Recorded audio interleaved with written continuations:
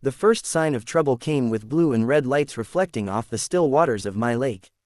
I was standing on the dock that evening, admiring the sunset as it melted into the rippling surface. My lake, my land, every inch of it purchased fair and square after months of negotiation. I hadn't expected my first peaceful evening there to end with 3 police cars pulling into my gravel driveway. "Sir," one officer called out, his tone already weary, "we've had reports of trespassing on private property belonging to the Lakeview Homeowners Association." I blinked. Trespassing? On my own land? That's when she appeared, Karen. The HOA president, a woman whose haircut alone announced her authority before she even opened her mouth. She strutted down the path behind the officers, clutching a clipboard like it was the Constitution. "There he is," she barked, pointing at me like I'd stolen a crown jewel. "That's the man. He's been illegally accessing the HOA's lakefront. He refuses to comply with our community standards." The officers glanced at me, then back at her. "Ma'am, we'll handle it," one said gently. I took a deep breath. I could feel the anger rising, but I kept my tone even. "Officers, I think there's been a misunderstanding. I purchased this land 3 months ago. The lake reserve, the access roads, it's all part of the deed." Karen scoffed, waving a dismissive hand. "Impossible. The Lakeview HOA controls all water access in this area. That's community property." I smiled slightly. "Not anymore." The look on her face froze, a perfect mix of confusion and outrage. The officer turned to me. "Sir, do you have proof of ownership?" "Of course." I walked over to my truck, grabbed the folder I'd kept since closing, and handed them the documents. They stepped aside, reviewing the papers under a flashlight beam. Karen craned her neck, trying to read over their shoulders, her jaw tightening by the second. After a long pause, the lead officer looked up. "He's right, ma'am. The parcel, including the lakefront and reserve, was sold to him by the county 2 months ago. Looks like your HOA never owned it officially, they were leasing access under an expired agreement." Karen's mouth fell open. "That can't be true. We've maintained that property for years. We pay dues for it." The officer shrugged. "Then maybe you should talk to your HOA's legal team, ma'am. But for now, this gentleman isn't trespassing." I'll never forget the sound she made, somewhere between a hiss and a growl. "This isn't over," she spat, jabbing her finger in my direction.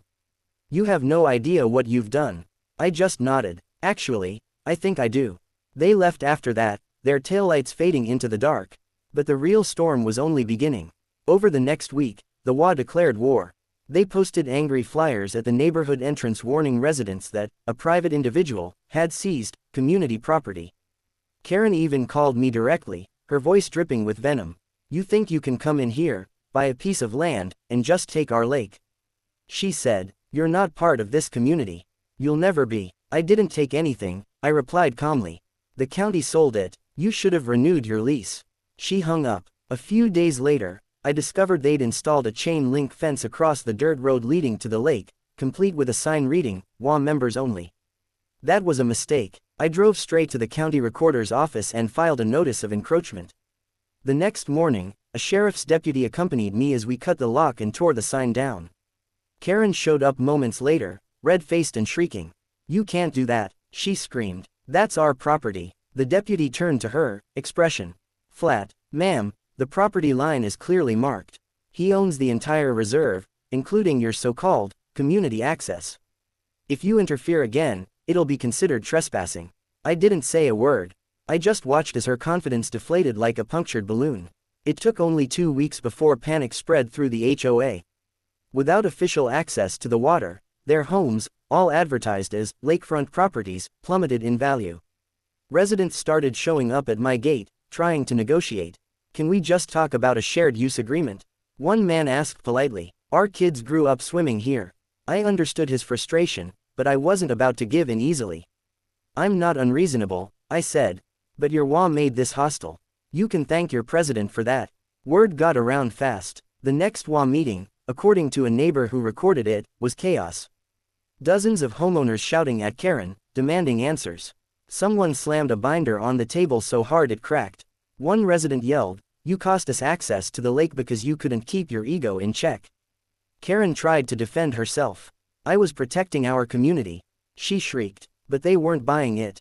Within a month, she was voted out as president. And that's when I decided to make my move. I drafted a set of access permits, legally binding, affordable, and fair.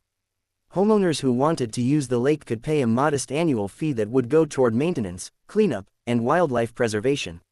No HOA involvement, no nonsense. The first year, only a handful joined. But as word spread and they realized I was keeping the lake cleaner than the HOA ever had, participation grew. I even installed benches, fishing docks, and small picnic areas. The place became beautiful again, peaceful, even. But not for Karen. She refused to buy an access permit, even as the rest of the neighborhood came around. She would drive by sometimes, glaring at the families enjoying the water she once ruled over. One afternoon, as I was refueling my boat, she marched down the path, ignoring the private access, permit holders only sign. "I hope you're happy," she snapped. "You've turned our neighborhood into your own private fiefdom." I looked at her calmly. "I didn't take anything from anyone. You lost it because you assumed you owned what you didn't." Her lip quivered, rage and humiliation swirling behind her eyes. "You'll regret this. People like you always get what's coming." I smiled slightly. "Funny. People used to say that about you." She spun on her heel and stormed off, but I could tell, her power was gone. Over time, the community changed. Without the HOA's oppressive rules, people actually started helping each other. Neighbors shared tools, organized barbecues, and held fishing competitions at the lake. The same lake Karen once used to threaten fines and enforce control now brought people together. Every evening, I'd sit on the dock, watching the sun dip below the waterline, the air quiet except for laughter echoing from the far shore. I felt something then, not triumph, exactly, but peace. Justice doesn't always come through shouting or lawsuits. Sometimes, it comes when people finally see what power really means, and who truly deserves it. A few months later, I got a letter in the mail. No return address, just a single sheet of paper. In shaky handwriting, it read, "You ruined everything. I hope you're proud." I folded it once and tossed it into the fire pit. The lake glimmered as the flames reflected off its surface. And for the first time since buying the reserve, I laughed, not out of spite, but because I realized something simple and poetic. Karen and her HOA had built their authority on illusion, on control, fear, and false ownership, but I'd built mine on truth. The water belonged to no one but the land, and the land, now, belonged to me.